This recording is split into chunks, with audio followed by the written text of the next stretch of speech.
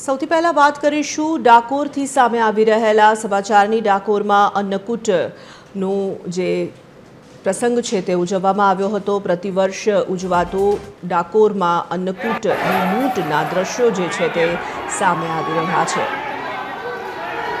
દ્રશ્યો ડાકોરથી પ્રાપ્ત થઈ રહ્યા છે। રણછોડ રાજ્ય મંદિર ખાતે 151 મણ અન્નકૂટ ધરાવવામાં આવ્યો હતો। બપોરની કપૂર આરતી બાદ અન્નકૂટના દ્વાર ખુલતા જ આસપાસના 80 ગામોના હજારો ભક્તો તેને લૂંટવા માટે ઉમટી પડ્યા હતા। ફક્ત 5 જ મિનિટમાં આખો અન્નકૂટ લૂંટી લેવાયો હતો। ભક્તોએ પૂજાની શ્રદ્ધા સાથે અન્નકૂટનો દરેક દાણો પ્રસાદ તરીકે ઘરે લઈ ગયા।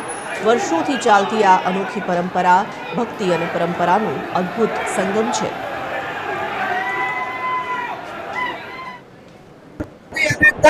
જ્યારથી ઠાકોરજી આયા અહીં અગાડે અને જે વર્ષો થયા છે એ વર્ષોથી આ પ્રથા ચાલુ છે જ, પણ અગાઉ આ શબ્દ લૂંટનો શબ્દ ઉમેર્યો ગયો, પણ ખરેખર આપણા શાસ્ત્રો મુજબ એમને પ્રસાદ તરીકે નવા વર્ષમાં આપવાનું।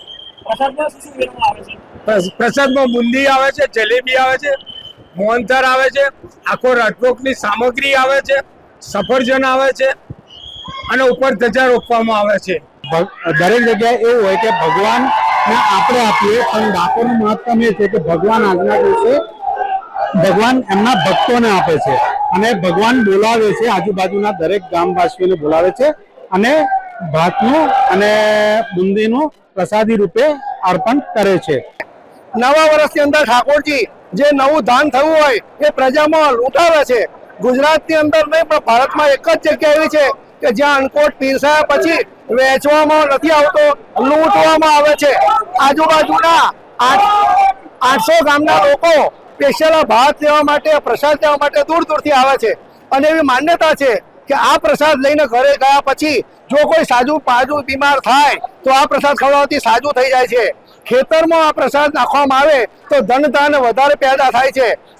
અરે બા, જયારે મારા બા જીવતા હતા આજથી 15 વર્ષ પહેલા, તો મારા બાએ મને કીધેલું કે તારામાં તાકાત હોય તો મને બતાવજે। તો પહેલા વર્ષે મારે માખલીની કાચલી આવી હતી, બીજા વર્ષે માટલું આવ્યું હતું મારા હાથમાં, એમાં વડા પૂરી માખણ બધું આવ્યું। ત્રીજા વર્ષે આખું મેં પ્રસાદ લઈને જાઉં છું, એમને બાને ધરાવું છું અને બધો પ્રસાદ વેચી જાઉં છું।